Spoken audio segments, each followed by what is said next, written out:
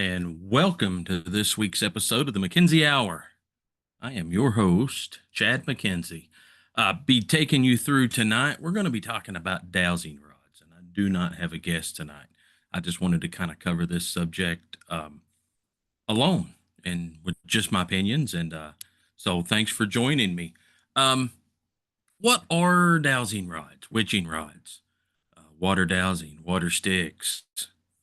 I'm sure you've seen it. If you've not seen it, you've heard about it. Uh, when did this start? And is does it work? Is there any scientific evidence for or against? And if it's against, what are they saying? And if it's for, what have they found? So let's start off with what we think we know about dowsing rods. There are cave paintings as much as 6,000 BC that shows a gentleman holding a forked stick that looks identical to the very types of sticks that people use for witching and water dowsing and everything. Today, that it looks like a stick from today. So we we might a lot of people believe that dowsing started as much as 6,000 BC. So it's 8,000 years humans have been dowsing. What do we douse for? And what is it? Um, we douse for many things, mostly water. There are people who say they can find graves, they can find bodies, they can find electrical lines, they can find minerals. Back in Germany, and we'll talk about that later, there was a lot of dowsers that believed they could find valuable minerals, copper, iron, gold, silver, all using a forked stick. Go figure. Anyway, uh, so let's say that it did start 8,000 years ago. It would make sense. Man treks, early man trekked long ways, not knowing where he may or may not find water again, especially in drier climates. So it very well could have started 8,000 years ago. But what the what it's used for today, I think, is a whole lot different than what it started out to be. It seems like it's evolved. So if we're looking at a historical context of it, we see that it was 8,000 years ago. When did it sort of pop up into more modern times? We seen in Chinese scripture, 2,000 years before Christ, 2000 BC, we see the Chinese were using dowsing rods. Greece, ancient civilization, Greece as well, using dowsing rods. And what they do is you take this forked stick. It kind of looks like motorcycle handlebars, to be honest with you. And according to the people who use them, as you would walk if you're looking for water, the stick will pull down and point toward the earth, pointing you toward water. That was the original concept.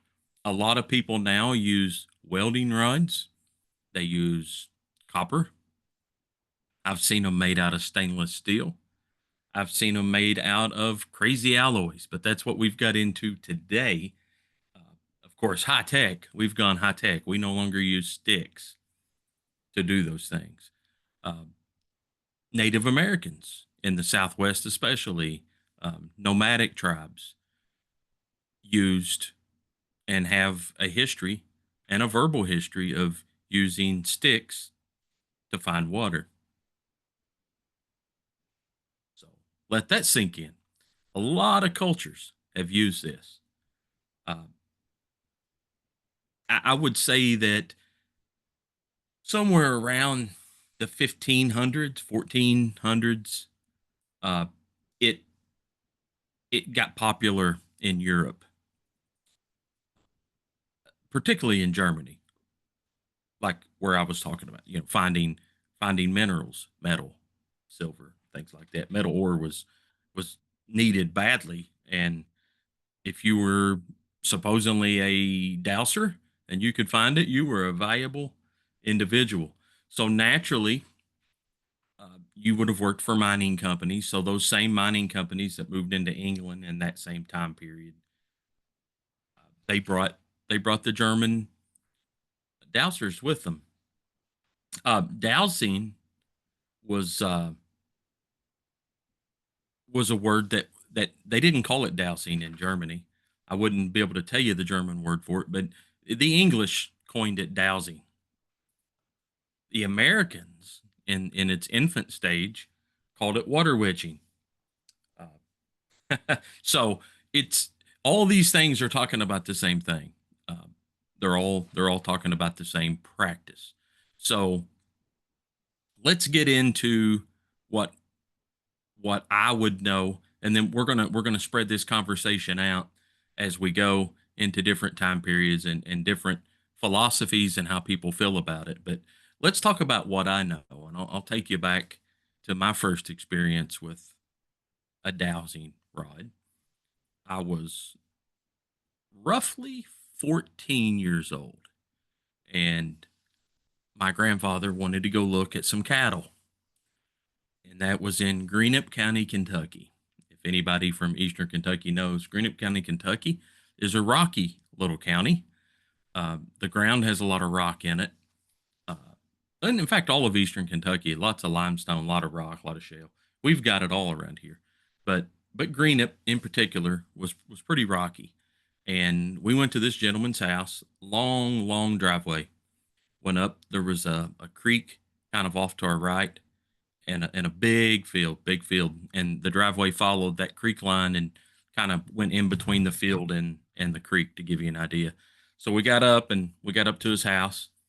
I know his last name was Hamilton. I'm not going to mention the first name, but we got out, and my grandfather was talking to him, and he actually said it might not be a good time to, because we would have to drive back on the hill to look at the cattle that he had for sale. And he said it might not be a good time to go look at the cattle.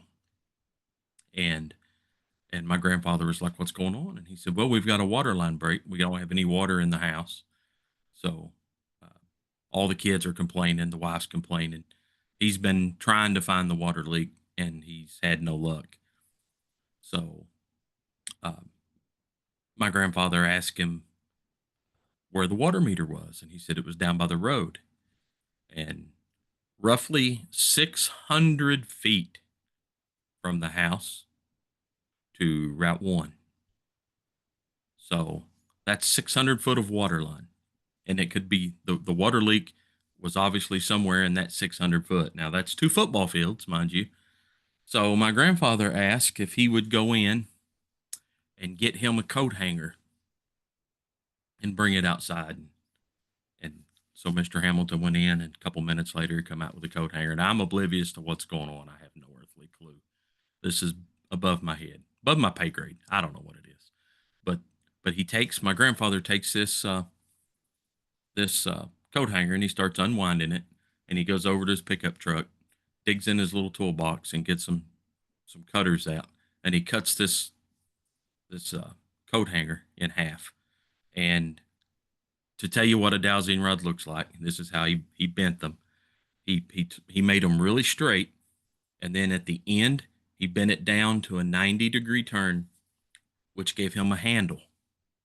Okay, and he made two of those. And he said, "Do you know where your water line runs?" And Mr. Hamilton said, "I just know where the meter is, and then it goes here to the house." But it wasn't, you couldn't just go straight because the road followed the creek. So there was times that the road actually was in between the water meter and the house, and there was times the creek was. So there was no way of knowing. They obviously buried the water line, in an S, made it crooked. So my grandfather went to a known starting point. He walked down to the end of the driveway and he started walking up, and he was holding it from the water meter, and he was holding the dowsing rods. You hold them pointing straight out in front of you. And what you're looking for are those dowsing rods to cross. So my grandfather walked the 600 feet to the house, and they never crossed. And I'm still wondering what in the hell's going on. And I think Mr. Hamilton was wondering the same thing. I mean, we all knew, at least Mr. Hamilton knew what dowsing was, and I don't think he believed. And I'd never seen my grandfather do this at that point. So my grandfather just, like it was nothing, he turned around, moved over about 10 feet, and started walking right back down again. He got about 400 feet from the house, which put him about 200 feet from the water meter, and the dowsing rods crossed.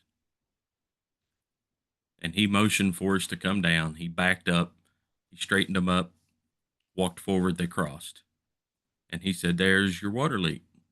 So I'm thinking, no way. So Mr. Hamilton gets his boy, they bring some shovels down, post hole diggers, and we start digging. Now, if you live anywhere above Georgia, you know that you cannot bury water lines 10 inches under the ground. So in eastern Kentucky, we normally go at least a minimum of 18 inches. But Mr. Hamilton let us know that he was pretty sure that was at least 2 feet, if not deeper, to get past the frost line. So we're digging and we're digging and we're digging, and we dig down to about 3 feet. And guess what we find? Nothing. Absolutely nothing. So obviously the dowsing rods don't work. At least that's what I was thinking. And my grandfather said, "Move over just a little bit." So we did. And we started digging out from the side of that hole that we made. And we got down about 1.5 feet. And all of a sudden, we see water. So we start digging further to the right. We end up about 8 inches from our original hole. We found water line. We found a busted water line. A lot of rocks. Rocks make their way down through the dirt. Rocks move. Rock gets on top of the water line, and it busted it. But we found it in the middle of a 600-foot run of water line. We found the one place that the dam line was leaking. So that was my first experience with dowsing rods. It worked. Again, later on at our farm, our water line went right under the road that went to our barn. And naturally, we would pour gravel on the road, and then over a period of a year or two, those gravel would get pushed in by the heavy cattle truck, tractors, trailers, and everything else that we went up and down through there with. So it was constantly pushing rock down on the water line. Um, so we constantly, my grandfather would make dowsing rods, and he would find the leak every single time. He would find the leak. And that was about 300-400 foot from the road up to our barn, and he would pinpoint it within a foot every time. And the rods would cross, and it was a done deal. And my grandfather said he was taught that by his grandfather. He was taught how to use them. So that's my experience with them as far as finding water. Now, I've been involved in paranormal investigations as well, where dowsing rods were used. In fact, Awakening Radio with Joe and Tracy, shout out to those guys. If you haven't caught their show yet, you really need to. You can jump on the schedule on our website. It'll show you when everyone's show is. They have their show Awakening Radio. Joe was a neighbor of mine growing up, longtime friend, longtime neighbor. Joe knows my grandfather, and I would just about bet that Joe has seen dowsing work to find water around his house. But I watched Joe use dowsing rods in a paranormal setting, and that was my first time seeing someone use dowsing rods. Since then, I've seen a couple other people use dowsing rods, but I have to say, Joe was fantastic with it. Really super cool, and I think, if I can remember, this has been about 15 years ago, probably. If I'm not mistaken, we got EVP during the dowsing session that was coinciding with what the dowsing rods were doing. So we were saying cross the rods for yes, and I was specifically asking yes and no questions. And I remember that at least on one occasion, I got an EVP as the dowsing rods crossed. I got an EVP that said yes. So I don't know. Your experience may be different than mine, but my experience with them was it was a neat thing to bring to an investigation. It sort of breaks the monotony of just holding a voice recorder and asking a bunch of questions and looking at something that flashes red, green, yellow, and blue lights at you all the time. So dowsing rods are just different. Uh, Maybe it's a little more intimate than using electronic equipment. So we've made it. That's my experience with them. We've made them up to about, I don't know, what were we, guys? We probably the 14, 1500s, something like that. Um, somewhere in the 1600s, 1700s, dowsing become uh, very popular in the United States. Uh, we used it to settlers, if they weren't able to settle near water, they used it to dig wells, and they used it effectively and efficiently. Uh, Other places that dowsing has been used, by the way, um, we used them in World War I, military forces, because you couldn't always get fresh water. You couldn't always find fresh water. And sometimes when they found fresh water, there'd been a battle up above, or there'd been bombs, and you had trash in the water and nobody would drink it. So they were able to find water using dowsing rods in World War I. There's been reports during the Vietnam War that they used dowsing rods to find tunnels and to also find fresh water, because so many people got sick from drinking, the swamp water and whatnot. There are still today farmers and what we call water engineers who use dowsing rods. Um, a lot of utility companies, not so much. Not so much. A lot of scientists don't like dowsing rods. Of course they wouldn't.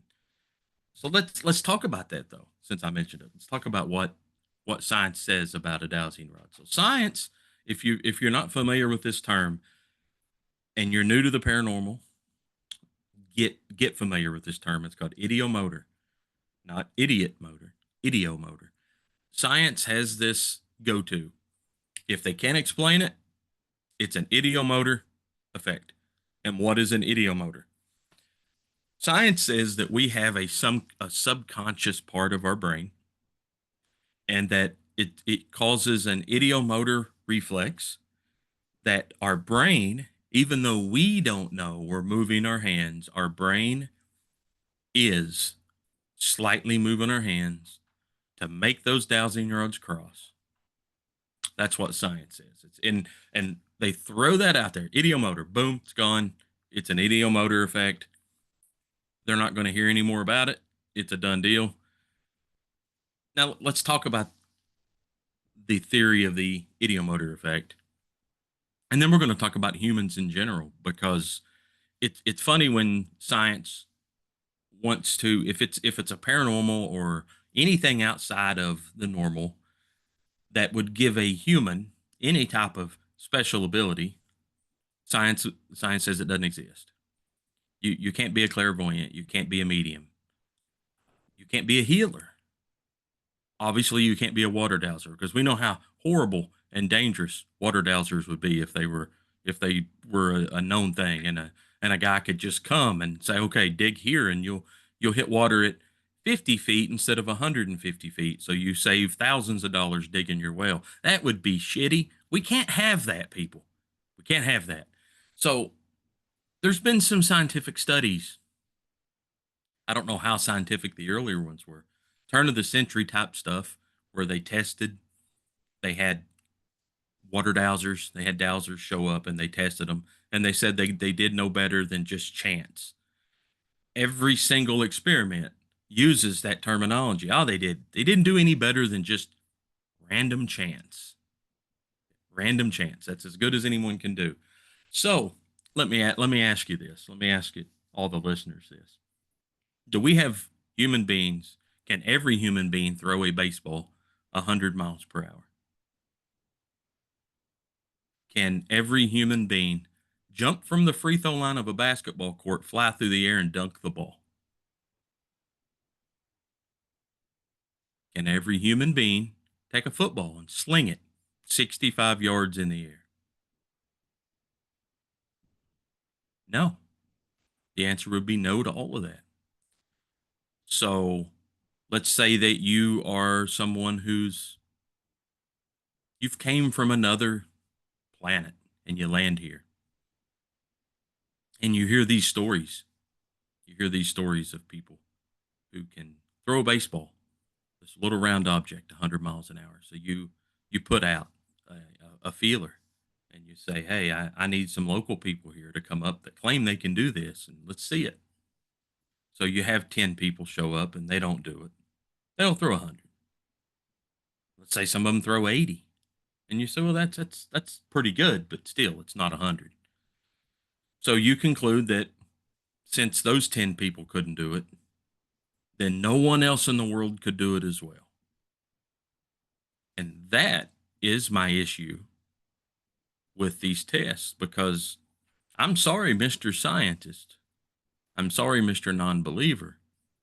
But I watched my grandfather routinely find water leaks with coat hangers. And, I didn't see any of the scientific study groups. Obviously they didn't come around. My grandfather didn't receive an invitation.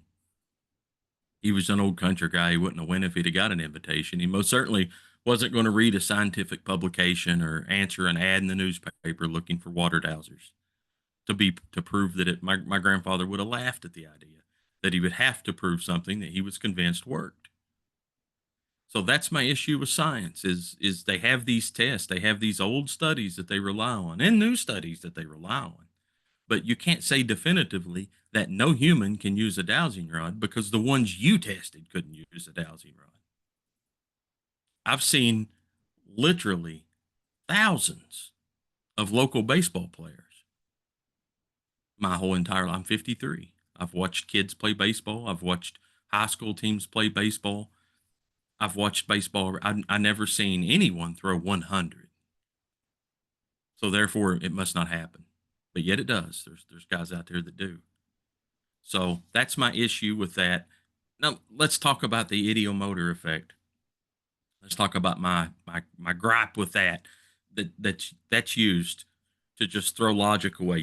Native Americans used. I should have said this earlier. Native Americans used witching sticks to find water, but they also used witching sticks to find areas in the earth that were special. And they used those sometimes for ceremonial places. They used them sometimes for burial places. But the witching sticks, they could use those to find special places. Now, in the paranormal world, we like to think those special places are places that have a different reading in the Earth's electromagnetic field. And again, we're told by science, haha, that can't happen. It's not going to happen. You're not going to find, you can't sense these places. You're not going to find it. And a damn stick is definitely not going to tell you. Well, you see, science has an issue then because we have whales and other marine wildlife, sharks, that are born on a beach somewhere, off a beach, not on a beach. Damn, that would be something, wouldn't it? Anyway, off the beach in the water. And they move away, they swim away, they go become an adult somewhere else. But years later, they return to the exact same beach that they were birthed at. And how do we know this? Because we put tracking devices on them and we follow them. And it's not because they come to a beach that's just a known hangout. It's not like humans going to Florida because everybody says go to Panama City. That's not it. Certain whales go to certain areas, and it's always the areas they were born. And another whale that might have been born 20 miles away goes 20 miles past the other whale to his spot. And they're damn accurate in doing it. And then you've also got birds. Birds migrate south and fly great distances to the same spots that they went to year in, year out, year in and year out while they're alive. And scientists have no explanation. So here's what they're saying. Okay, a whale could possibly see the Earth's magnetic field. Ha!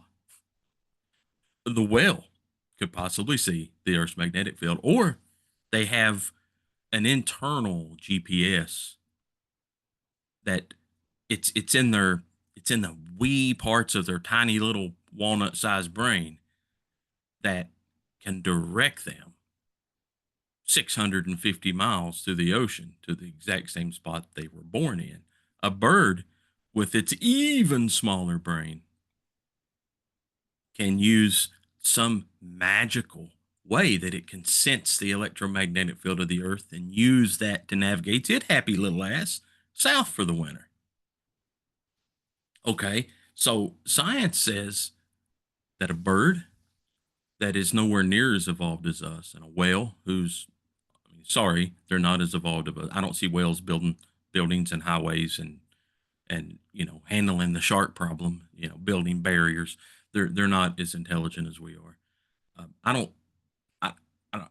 They all special. They can have special powers, but yet a human with a brain that we only use a certain percentage of can't possibly have the ability to sense changes in the Earth's electromagnetic field or sense something that's underneath us. Because here's where this becomes paranormal, guys. Here's where this theory and here's where this conversation goes.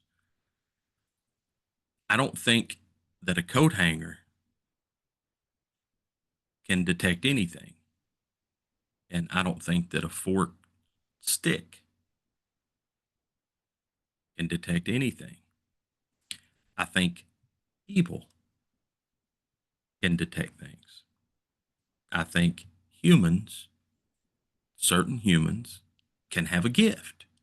They can be more in tune. They can detect things. The dowsing rods. That's just a. That's just a. That's just something they hold on to for to visualize. Maybe they don't even realize it. And here's what's funny. Let's talk about that ideomotor effect. It's our subconscious mind subconsciously making us move our hands. So therefore it can't be real. What drives that subconscious mind? What makes it work?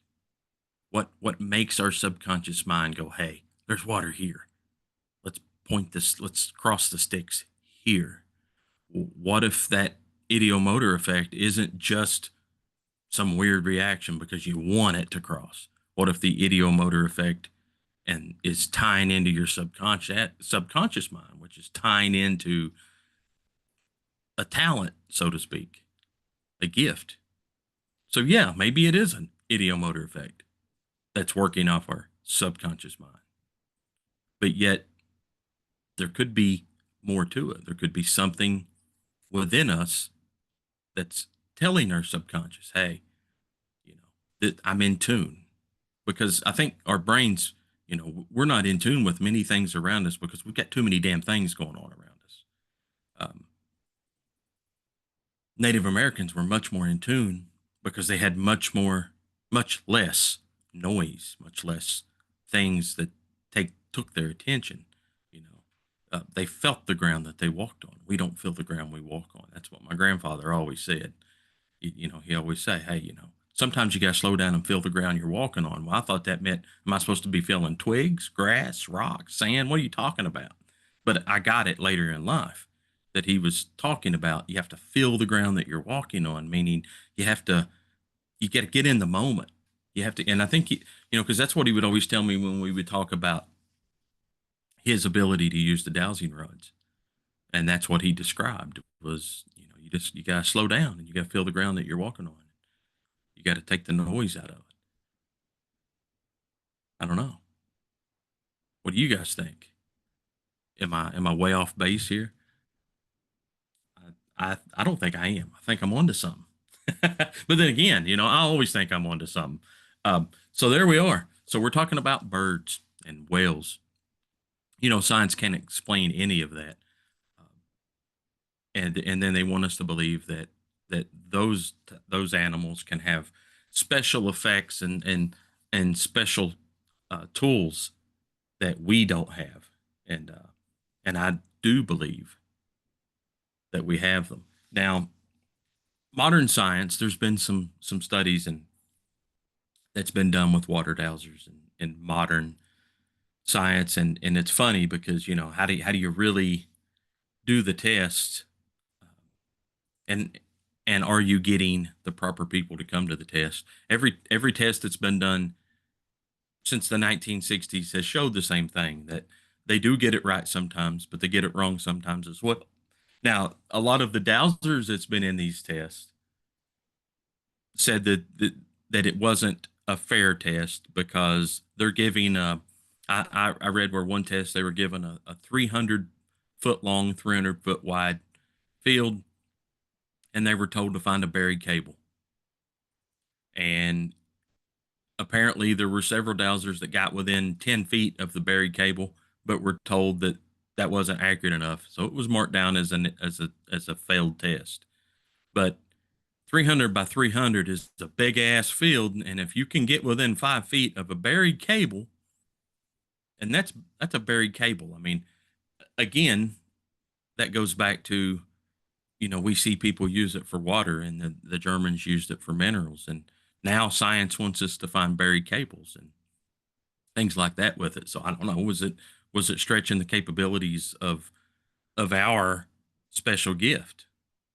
I don't know, but that was the large complaint of the test that's been done more recently, was that. Now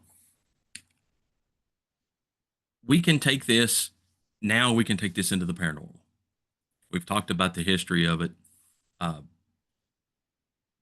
we can take it into the paranormal, and I'm going to quote, and I usually don't quote people, and I'm not quoting a paranormal person, but I'm going to jump into the paranormal side of dowsing, and I'm going to quote a gentleman you may have heard of, or you may not have. His name is Albert Einstein, and Albert Einstein had a pretty neat take on dowsing.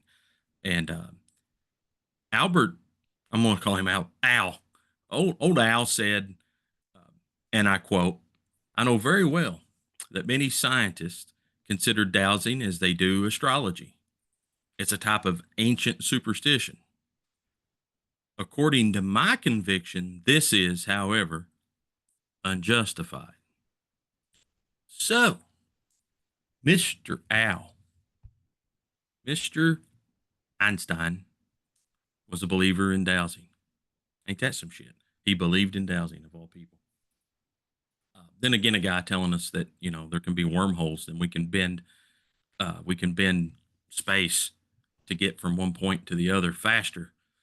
Uh, Believes in dowsing. It's like, oh, you're not asking for much of a leap of faith to believe in dowsing when you're trying to tell me about quantum physics.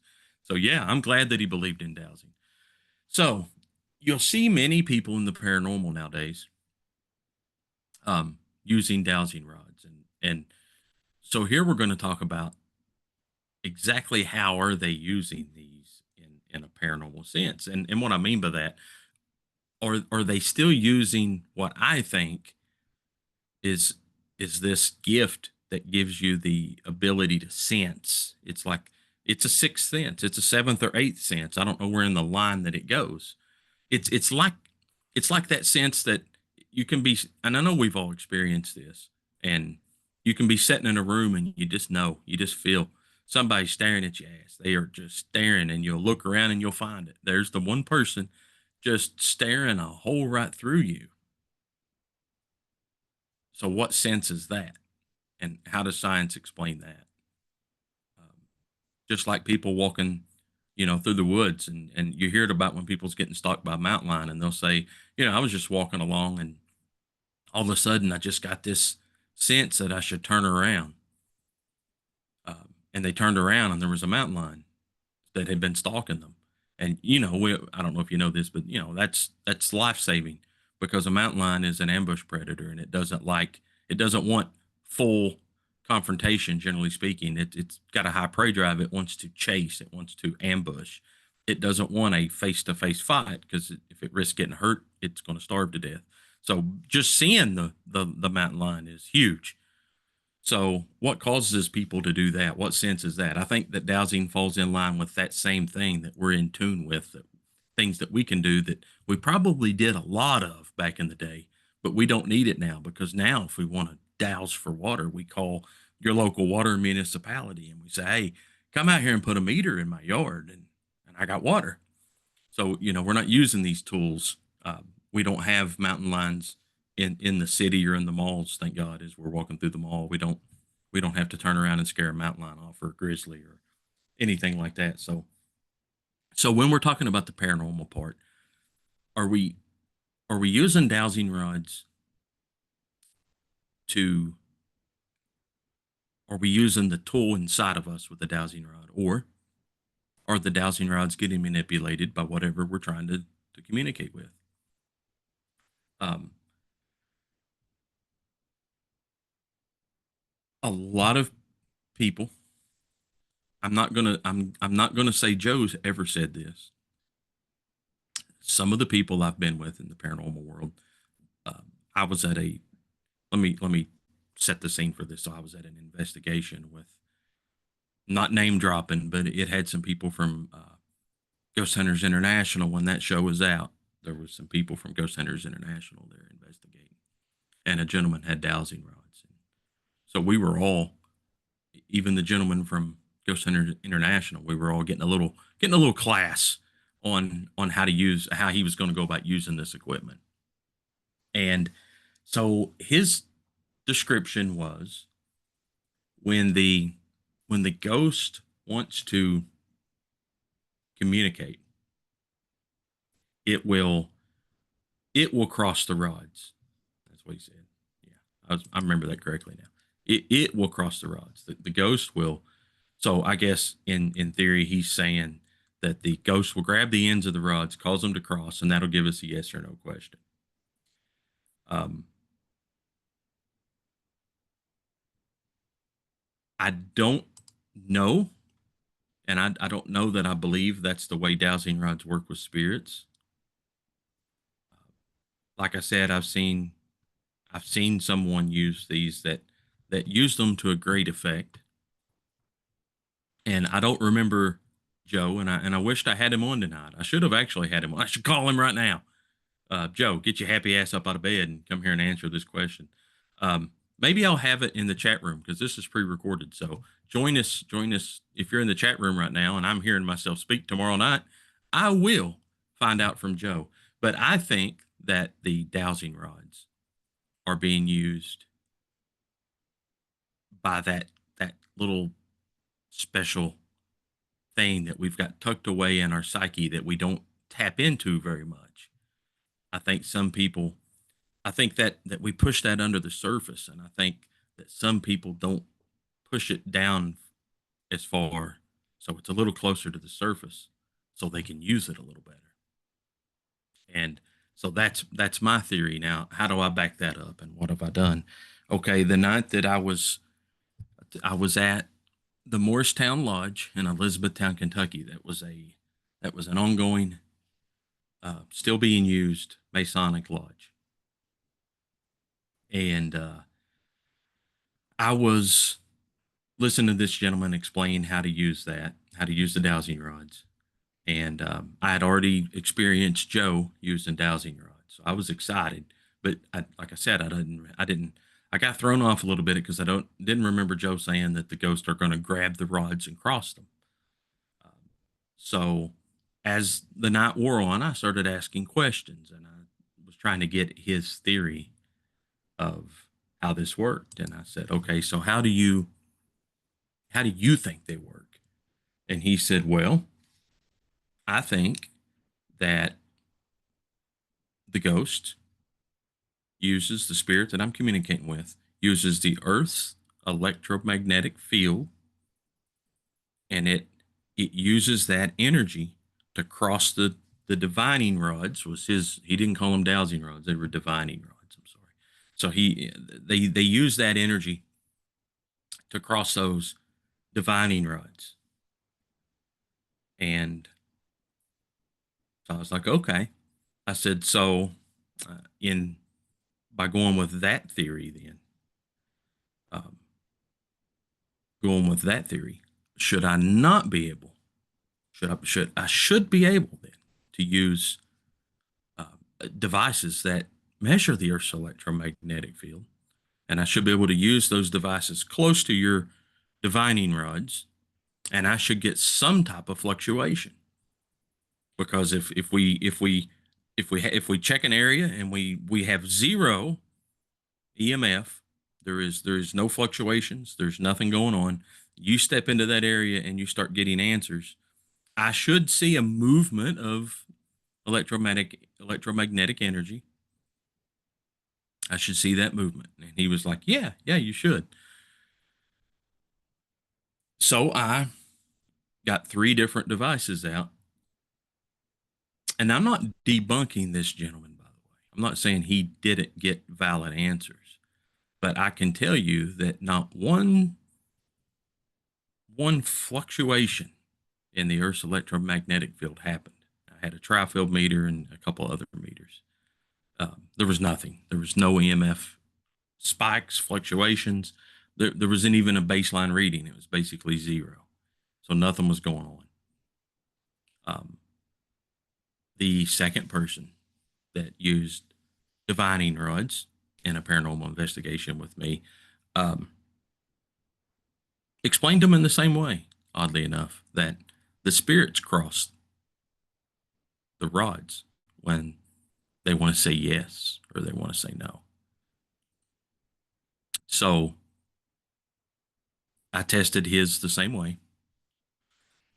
Excuse me. And again, nothing. Nothing. I got nothing on an EMF detector. Um, and again, I'm not saying that second person, the same as the first person, didn't know how to use divining rods or dowsing rods, that they didn't get valid answers. I'm just saying that possibly their theory on the electromagnetic field moving the dowsing rods may not be correct. Uh, I tend to believe that it's the same gift, and oh God, I can't believe I'm going to mention this. I knew I was going to mention it. I knew it was going to go here, and I was trying to stay away from it, but it's here. I might as well go ahead and let the cat out of the bag. Uh, yeah, Ouija boards. Yeah, um, I would almost put this with the same theory because science explains the Ouija boards as idiomotor, that you're subconsciously moving the puck to what you want it to say. Um, so, and you know what? That very well could be. We actually could just be moving it on our own anyway, just trying to scare Bobby or Jimmy or Joey or Susie. But for the times that, and I've had some people that I believe and trust have used Ouija boards on investigations and got some pretty freaky stuff, like asking questions about someone in the room that doesn't have their hands in on the board. They're not even participating, and they're the people using the Ouija board are spelling out specific answers to questions being asked by the person that's not participating. Then and the answers they're the only person that would know those answers. And I've heard of that happening. I don't know if anyone else out there. Uh, I know Parker Brothers made it again. I, I don't think the Ouija board is inherently evil. I think you could eat a bologna sandwich off of it. You're not going to have a problem. You might get heartburn from the bologna. And if you're eating bologna, make sure it's all beef bologna. But anyway, I think that it's just again, there's just something in us that we don't know yet and we haven't discovered yet that allows us to use some of these ITC devices. And a Ouija board, oh God, I can't wait. We'll say it again. A Ouija board could fall into that because, uh, like I said, they can give you answers uh, that a lot of times you don't know the answer to the question you're asking and you get the correct answer. So so apparently in I can't. It's weird hearing myself say this, so I guess I'm just going to have to admit that I do believe that us humans just get born with some abilities that maybe we used to use a lot more. We don't use them as much as we used to, so we've lost them, and maybe some bloodlines, some families, they kept up the practice so things don't get pushed down, so to speak. And we see this. Hey, we see that a lot in dogs and breeding of dogs. Look at Staffordshire Terriers and Pit Bull Terriers are the same dog, but Staffordshire, England, they wanted their dogs. They wanted the look of the pit bull, but they wanted a nice pit bull, so they bred a lot of that aggression and tenacity out of them. So now they have a lap dog that looks like a pit bull, and it is a pit bull, just a different.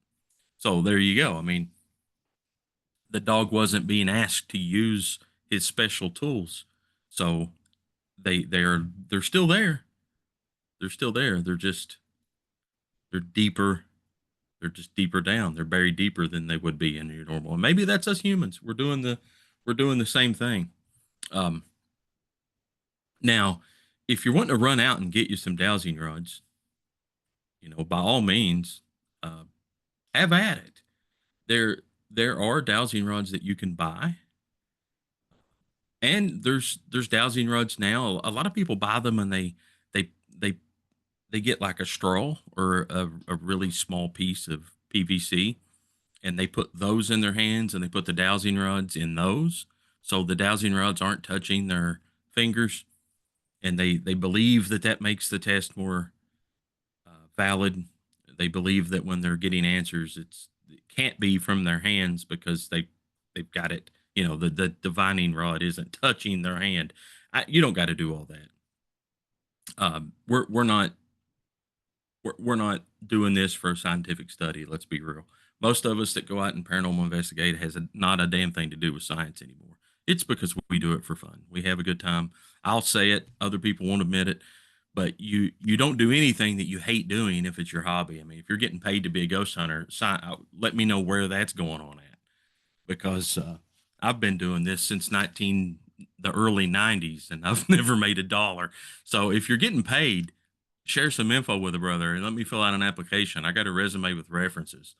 Um, but we're doing this stuff for our own benefit, for our own uh, needs and wants, and we're answering questions we have. Um, we're not doing controlled scientific studies. We don't have a control versus an uncontrolled to compare it to. We know this, so go out and just have fun with it. That's all you have to do is just have a good time with it. You can go outside. You don't have to order dowsing rods from Amazon, and I don't even know if Amazon has them. Someone let me know if they do. It'd be kind of funny that you could get dowsing rods from Amazon, but you can just go out and cut a branch from a tree. Now, the way that my grandfather done it, uh, you're gonna look for something that's kind of like a Y. That's kind of what you're looking for. Um, Somewhere around 18 to 24 inches long.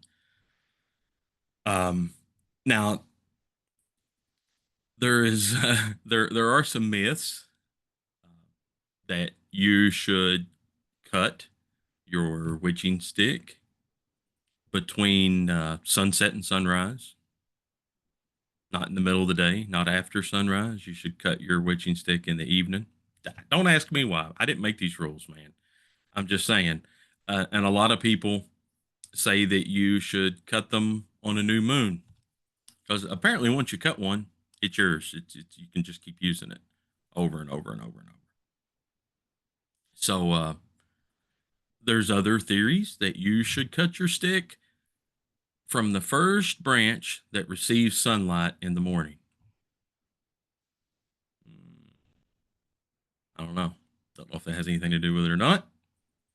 We can even go one step further. There's another theory out there that says that you should um, cut your stick only while you're facing to the east, uh, which goes along with that last one. You want your witching stick, because this isn't a rod. You want your witching stick to be the first branch on that tree that gets light, and naturally you'd have to be facing the east unless the sun rises very odd spot on you. What type of tree? Um, early American uh, settlers, if I'm not mistaken, and someone can certainly beat me with a whip. You can beat me with a dowsing rod if I give you wrong information. How about that? You can beat me with a dowsing rod. Um, they used uh, like willow, uh, fruit trees like pear, cherry. I don't know why they would pick. I guess you would think about a willow tree. I'm assuming they picked a willow tree because willows search out water. They have an insane root system, and and they thrive in a swampy, wet area. So maybe they thought maybe the willow, that little twig still had life in it. So I don't know. Um, Now hazel was was big with divining rods, because apparently like hazels and fairies have a lot to do together. So I guess maybe the Irish felt like you were channeling your inner fairy. Um, you don't have to dress like a fairy, but I tell you what, if you want to dress like a fairy and use a dowsing rod, will you please come onto my YouTube channel so I can become a millionaire? I'll share. I'll share with you. I promise. Um, but anyway, that should get you started. Go out, grab a tree, make sure it's early in the morning. It has to be. I don't understand how, if it has to be between sunset and sunrise. Apparently, you need to go out on like Saturday morning and watch the sunrise and see which tree, because there's a lot of trees out there. But apparently, you need to face the east and find a tree and pick out a branch that's the first one. Sadly, that's going to be the top of the tree, so don't get killed. I guess I should put like a disclaimer on this show from now on, is don't do shit that's going to get you killed. But don't climb a tree. Just grab a branch. But let's do it. Let's do it by the old folklore. Find your branch on Saturday morning, but don't cut it until Saturday evening after sunset. So this is going to take you 24 hours, but still beats Amazon, beats the ass off Amazon waiting. And if it's coming FedEx, good Lord, you'll have to drive 100 miles because they'll just let it set at some facility for a few weeks. So you'll have to eventually go get it. So that is pretty much. I've beat you to death with dowsing rods.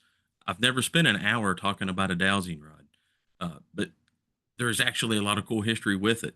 I could have covered much, much more, but that's the gist of it. So now you know how to use it. You know the theory behind it. You know what science says about it.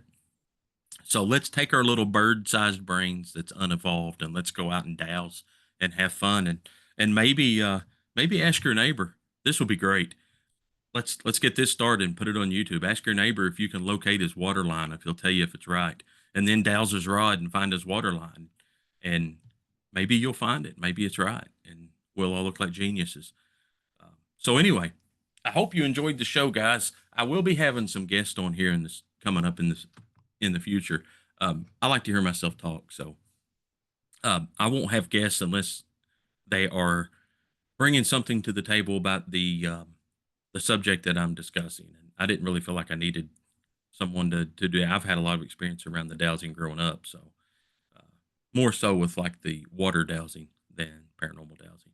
But also, just want to let you know, if you listened and watched, if you watched on YouTube or Facebook, my guest last week is Gina Ferguson. She is going to be like an every now and then co-host with me on here. I don't know if she was ready for me to announce that yet, but she agreed to do at least one show a month with me. So since she agreed, then by George, she's my co-host. Gina is great. She has had a lot of experiences in the paranormal, so I'm going to be branching this show out. Of course, I Bigfoot hunt. I was in MUFON. I've done UFO investigations, ghost paranormal investigations, crypto stuff.